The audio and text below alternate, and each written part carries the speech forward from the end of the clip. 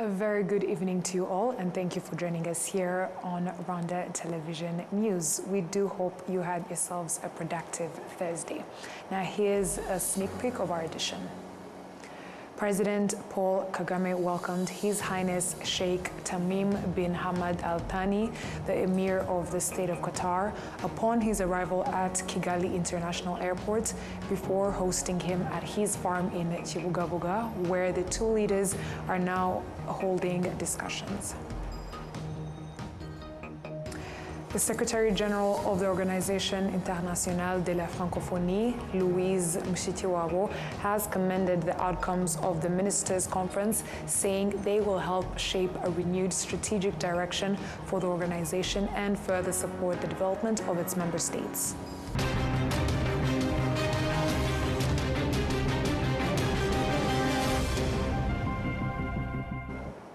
We are glad to have your company tonight, coming to you straight from the heart of Africa, Kigali. My name is Martina Abera. Let us begin by informing you that President Kagame welcomed His Highness Sheikh Tamim bin Hamad Al Thani, the Emir of the State of Qatar, upon his arrival at Kigali International Airport, before hosting him at his farm in Kibugabuga, where the two leaders held discussions. Rwanda and Qatar already enjoy strong bilateral relations across several sectors, including investment, tourism, and transportation. This partnership reflects Rwanda's strategic approach to diplomacy, promoting cooperation grounded in mutual respect, peace, and development. Still on that, President Kagame and His Highness Sheikh Tamim bin Hamad Al Thani toured the President's farm, where he gifted His Highness Sheikh Tamim bin Hamad Al Thani with Inyambo cows, a symbolic gesture rooted in Rwandan tradition, signifying friendship, mutual respect, and the strong bond between the two leaders and their nations. Moving ahead, the Secretary General of the Organisation Internationale de la Francophonie, Louise Mushikiwabo, has commended the outcomes of the Ministers' Conference, saying they will help shape a renewed strategic direction for the organization and further support the development of its member states. She made the remarks during a press briefing that marked the end of the two-day meeting held in Kigali. We have more on this. Present at the briefing was Eleanor Kawa, Minister Delegate to the Minister for Europe and Foreign Affairs, responsible for Francophonie, who chaired the Kigali conference. She highlighted the key decisions adopted during the meeting and reaffirmed France's commitment to supporting their implementation. À Kigali, nous avons rappelé que la francophonie, c'est d'abord un espace politique. The Francophonie is above all coherent political space founded on common values that takes a stand on crisis and supports transitions, that backs institutions. In a world shaken by breaks in constitutional order and by disinformation, we need a strong, united and respected Francophonie. The Secretary General has committed to ensuring that the voice of Francophonie resonates in multilateral bodies. For the well-being of the populations, France will continue to support you. Madam Secretary General, with a simple demand, continue to fully support the rule of law. The third priority is equality between women. Women's rights, representing half of humanity, are never guaranteed but are a collective construction, a daily struggle. And here the momentum was truly sincere, carried by leaders who know that equality is a direct condition for political stability, development and peace. France is therefore at the forefront of this fight and supports it as one of its priorities. Cambodia has been designated to chair and host the next Ministers' Conference. The Secretary General of the Organisation Internationale de la Francophonie, Louise Mushikiwabo, spoke about the significance of Rwanda hosting this year's conference, noting that it offered an important platform to reflect on the steps needed to further strengthen the OEF. C'est une CMF qui est quand même d'abord très réussie, les travaux. The Conference of Ministers, after all, was very successful, both in its work and because it allowed us to have an in-depth reflection on what our organization can contribute in this disrupted multilateral world. This conference was enriched by debates, advices, which were particularly offered during the morning sessions. The 46th Ministerial Conference of the Organisation Internationale de la Francophonie focused on promoting the principle of gender equality and equity across member states. Currently, there are about 320 million French speakers worldwide, and this number is expected to double by 2035. The National Bank of Rwanda, through the Monetary Policy Committee, has decided to maintain the central bank rate at 6.75% for the next 3 months, which is a decision they say will help keep inflation within the target range. William Evans Mutabazi with more. On 17th November 2025, the Financial Stability Committee reviewed Rwanda's financial sector for Q3 2025, noting that despite global risks from trade policy changes to geopolitical tensions, the sector remains stable. Strong capital and liquidity levels, solid risk management, robust payment systems, and low loan defaults continue to underpin the resilience and health performance of Rwanda's financial institutions. The Monetary Committee, which met on 18th this month, also analyzed inflation development, and this is what they found out. The committee then looked at the performance of our domestic economy, and the good news is that Rwanda's economy continues to perform well. In the second quarter of this year, we had a GDP growth of 7.8%, supported by the services sectors, which grew by 8.5%, with strong contribution from trade, finance, and ICT sectors.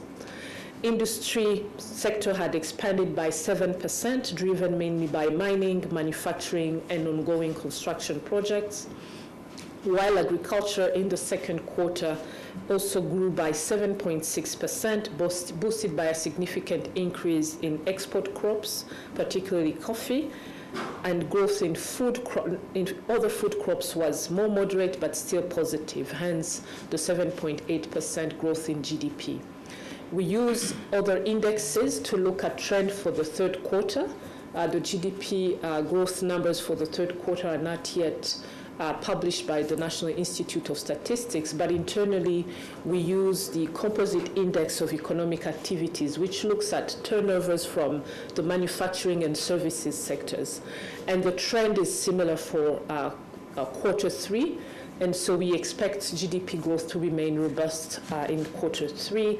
Our corporate index, composite index of economic activity increased in the third quarter by 13.2% at both manufacturing sectors and services sectors, as I mentioned.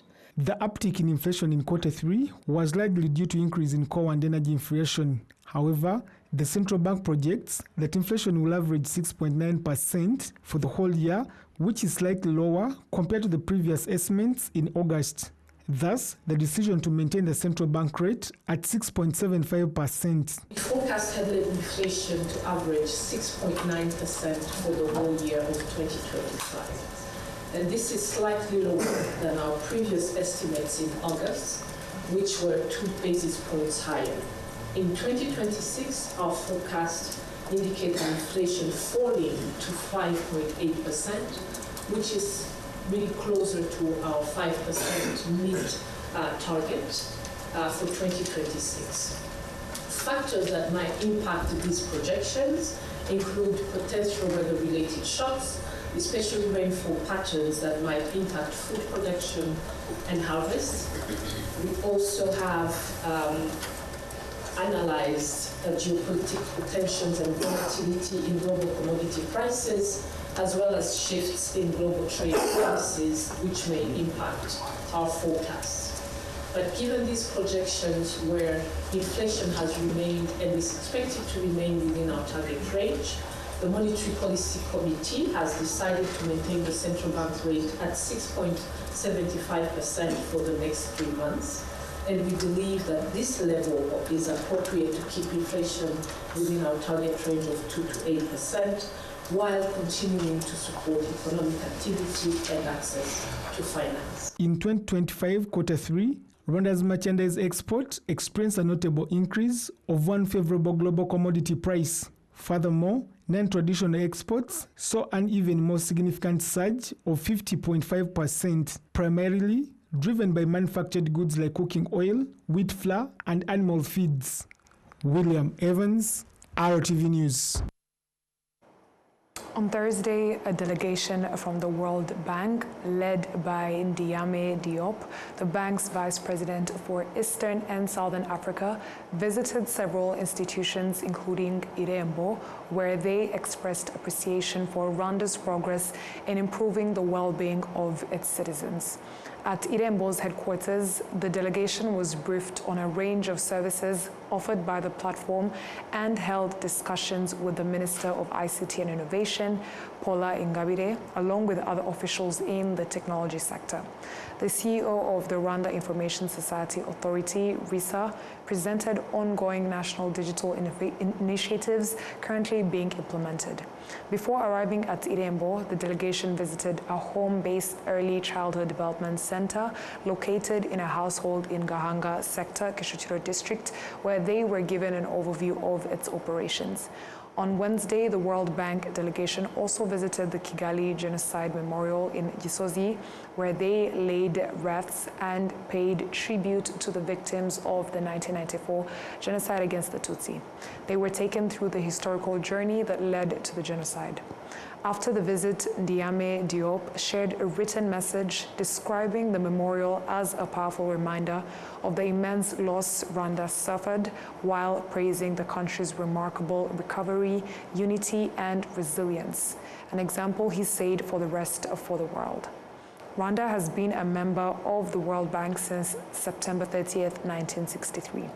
The partnership between the two sides deepened significantly in the years following the 1994 genocide against the Tutsi, as Rwanda embarked on its reconstruction journey.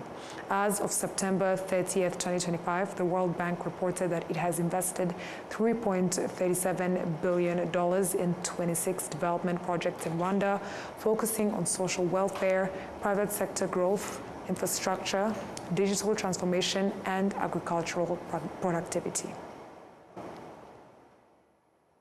This Thursday, Rwanda welcomed 523 citizens who voluntarily repatriated from the Democratic Republic of Congo. The returnees, many of whom expressed regret over the years spent in the forests of DRC, said they are now determined to join fellow Rwandans in advancing the country's development. As with previous repatriation groups, women and children made up the majority, while some of the men had lived in exile for nearly 3 decades. They explained that their prolonged stay in the DRC was largely influenced by misleading information and fear-driven rumors, including claims that repatriated Rwandans faced persecution upon arrival.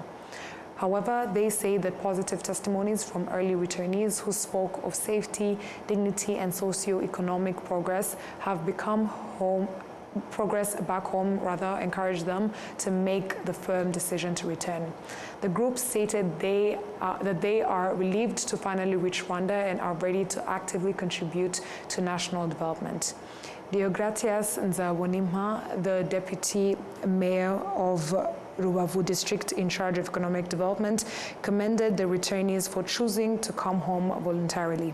He reassured them that the government is fully committed to supporting their reintegration and long-term self-reliance. He also encouraged them to become ambassadors of truth by urging others still in the forests of the DRC to return. The 523 individuals who arrived today represent the second largest single-day repatriation of Rwandans from the DRC in 2025 alone.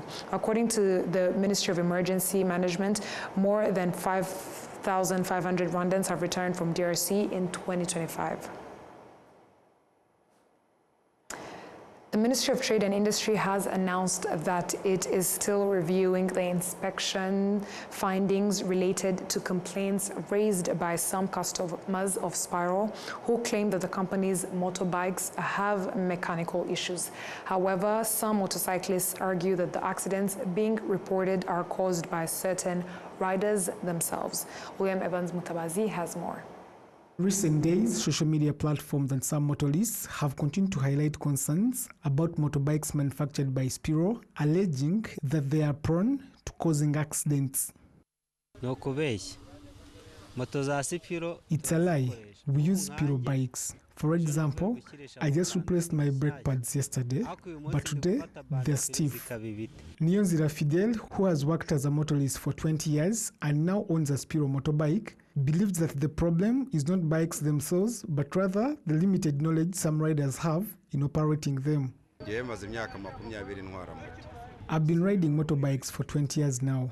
Spiro has a speciality, which is firstly the garage. Of course, like any other bikes, after a period of time, you need to cross-check with the garage to fix a few things here and there. However, the biggest issue is lack of knowledge about these bikes, which are very new on the market. I don't think we've had such models on the market like Spiro. The challenge is that Spiro did not get time to first train these riders.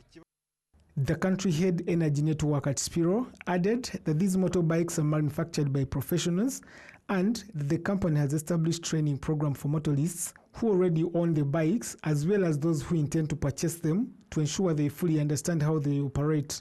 So I want to make it clear. So there's a thing that's going around, trending around about the Spiro bikes, say that it doesn't have brakes, doesn't working well, they're causing accident. So I want to make it clear now, and that's why I want to assure all Rwandese that our bikes are safe, and the safety is the first priority for Spiro. So we encourage all our drivers. We are now opening so many service centers around the country. So we have plan of having 200 service centers all over the country. So we want to be closer to you. So whenever you have an issue, please come to the service center. We find the parts you need to replace, and also we even do diagnosis for your bike to see what's the problem it has. The Rwanda National Police spokesperson, SCP Boniface Rutikanga, recently spoke about the issue of road accidents, noting that accidents are not limited to Spiro bikes only. On the issue of Spiro, it is true they are involved in accidents, but accidents are not limited to only Spiro bikes. We can't say only Spiro bikes get involved in accidents. Spiro motorbikes on the market have reached 16,000 units across the country. The Ministry of Trade and Industry said that together with other relevant institutions, they've followed up on the issue raised by Spiro customers to identify solutions. The ministry told RBA that the inspection findings are still being analyzed and will be released in the coming days. Thank you, William Evans, for that report. Now, on the International Children's Day, parents and educators were urged to protect the rights and freedoms of children as these contribute greatly to their proper development. Enora Gladys with more. As part of the celebration of this International Day, the Rwanda National Police, in partnership with UNICEF Rwanda, taught children safety practices while on the road. Children appreciated the opportunity they are given to express themselves freely and the advocacy done on their behalf by different institutions, though they also pointed out challenges they continue to face. For example, in our neighborhood, we still have children who do not go to school, and their parents send them to beg for food or money instead of sending them to school. Another issue we often encounter is that some children are getting involved in drug abuse, which has very serious consequences on their lives. They lose direction in life, or some drop out of school to do domestic work or look for money at a very young age. The Chief of Communication, Advocacy and Partnership at UNICEF Rwanda, Nidi Joshi, commended the progress Rwanda has made in promoting and protecting children's rights. Because the Convention on the Rights of Children talks about the rights of children, what everybody, all stakeholders should do to ensure and fulfill the rights of all children, the basic rights, basically. And what are the basic rights? The basic rights are for survival, for development, for growth, for learning. And today the topic is about protection. Why? Because in Rwanda, we still have some challenges around protection of children. And we are very happy that today we are collaborating with the Rwanda National Police to talk about road safety. We are talking about online protection. We are talking about offline protection to ensure that all children are protected all the time. In Rwanda, we do have issues on protection. It could be any kind of protection issues. It could be abuses. But what we are very happy about is that the government is fully on board. Government is establishing institutions like Inshutizium Riango to make sure that children are protected all the time, and they have a way, and they can go and approach whenever they face a challenge. Children face multiple issues right from the, their childhood to adolescence, and what challenges we face is that sometimes the children are not protected well. They don't grow in a very safe environment. Then there are mental, physical abuse. There are also sexual abuses. We also have teen pregnancies in Rwanda. So these challenges are around the children, but the good part is that there are also institutions and measures to protect the children. And Rwanda is very committed to protect all children, and we are very glad that the government is working very well with UNICEF, with NCDA, where we make sure that all children are protected. The director of the Rwanda National Police Department in charge of community policing, ACP Teddy Rienzi, explained that this was a good opportunity to teach children their role in preventing road accidents and crimes committed both in public and within homes. What is unique in our country is that we are now thinking about the role of the child in preventing road accidents, but also in protecting themselves from various crimes we usually see in Rwandan communities. As shown in today's theme, My Day, My Rights, which means that children have a big role in preventing crimes, whether those committed at home, drug abuse, and others. But today, we mostly focused on their role in preventing road accidents, especially because we often see accidents that take children's lives or injure them when they are going to or returning from school.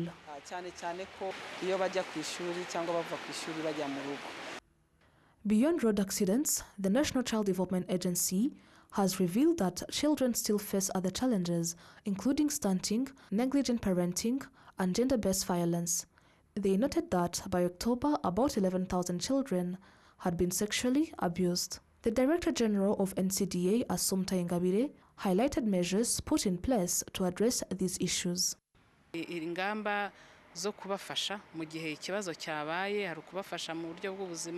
measures to help include support in health, psychological support, and following up on perpetrators of these crimes so that they are prosecuted and punished. But what causes most of these problems is the lack of parental responsibility. A child must always be protected by their parents, and even the community and schools sometimes fail to play their roles effectively. This year's International Children's Day carries the theme My Day, My Rights. It is celebrated to reflect on how children's rights are being upheld while also reminding children of their responsibilities. Enra Gladys, RTV News. Equity Bank announced that in its 14 years of operation in Rwanda, it has provided loans worth 680 billion Rwandan francs to help its members develop themselves. This was announced during an event called the Equity Members Gala, where the bank shared with its members. At the event, some participants said the bank has paved the way for their development through the loans it gave them. They also expressed gratitude for the opportunity the bank creates to gather and socialize. The CEO of Equity Bank Rwanda, Hannington Namara, thanked the customers for the trust they have placed in the bank, stating that the event was organized to appreciate them and that it will be held annually. Hannington Namara also mentioned the introduction of a new technological platform called Equity Online, aimed at making it easier and faster for customers to access various services. In its 14 years, Equity Bank Rwanda has grown to have over 1.7 million members and branches across all parts of the country. Moving ahead, Airtel Rwanda has announced a special festive season campaign to celebrate Christmas and New Year with its customers, partnering with gospel artist Israel Mbonyi for his upcoming Ichambu concert tour, shows scheduled in Kigali and Rubavu. The initiative, branded Christmas Flavor, is Airtel's way of adding joy and excitement to the holiday season. The company says the campaign aims to help Rwandans fully enjoy Christmas and New Year festivities. As part of the celebrations, Airtel will collaborate with Israel Mbonyi, one of Rwanda's most prominent gospel artists, who will stage 2 major concerts under his Ichambu tour. The first will take place on the 25th of December 2025 at BK Arena in Kigali, while the second is slated for 1st January 2026 at the Rubavu Stadium. Israel Mbonyi has promised his fans new music that will debut during both concerts. Speaking on Airtel's side, the company's managing director, Sujay Chakrabarti, said they have embarked on broader collaborations with the artist in various activities. During the press briefing, Airtel Rwanda assured its customers of reliable, high-speed 4G connectivity, pledging that the company will continue delivering strong and uninterrupted network services. In line with this commitment, Airtel has also reduced prices for voice minutes and data bundles under its festive package known as Konyi, enabling customers to enjoy the holiday season even more affordably. Farmers participating in the Quality Farming Program emphasize that practicing this type of agriculture requires securing a reliable market for their produce, as they invest significant effort with the aim of supplying the market with quality products. They expressed this during discussions involving various stakeholders and farmers trained in the Quality Farming Program. This program, which has been implemented for 2 years, has shown changes in how farmers utilize the knowledge they receive to practice quality farming. The director of the organization advocating for market-oriented agricultural development, Safari Jean Bosco, explains that to ensure the produce is trusted in the market, it is necessary to follow the principles of professional farming.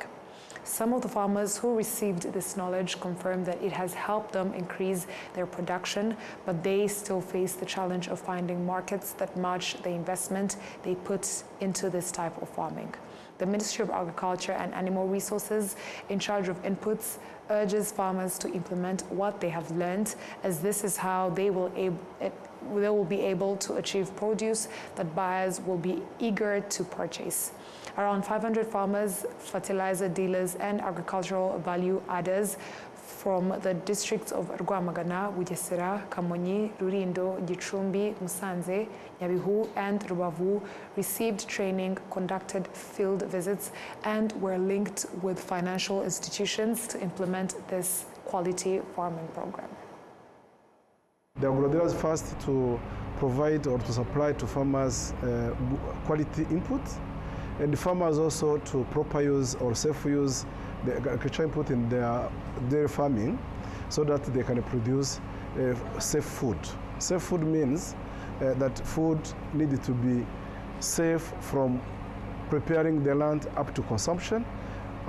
As we consume, we need to consume food, safe food, and the safe food is across the value chain has to be handled by all the actors, from farmers, from processors, from transporters, from exporters, and so on. So the project again has the objective to enforce or to work with the regulatory entities, including RICA, including RISB, including FDA, so that farmers and agro-dealers can comply with the standards of food safety, because we have different standards depending on which crop, on which value chain, or depending on the market requirements. So our farmers need to understand what is required, and working with those institutions, we are promoting those standards through awareness campaigns. We are conducting in 8 districts that the implementation, the project is targeting. Those districts are the Bugesera district, Rwamagana, Gicumbi, Kamonyi, Rulindo, Musanze, Nyabihu, and Rubavu, which have been selected as the producer of vegetable and the fruits in a high quantity or in huge quantity, and they are supplying cities like Kigali mainly, and also the other cities like Rubavu, Musanze, and the others.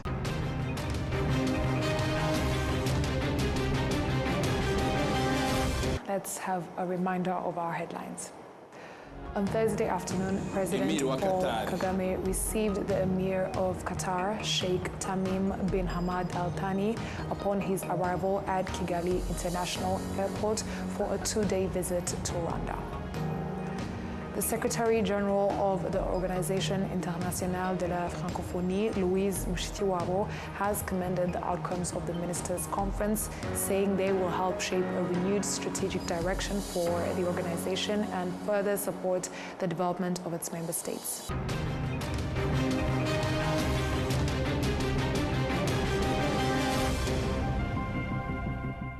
And on that note, we have come to the end of tonight's English News Bulletin. On behalf of the news production team as well as the technical team, thank you for sticking with us. My name is Martina Abera, and until next time, stay safe and have a good night.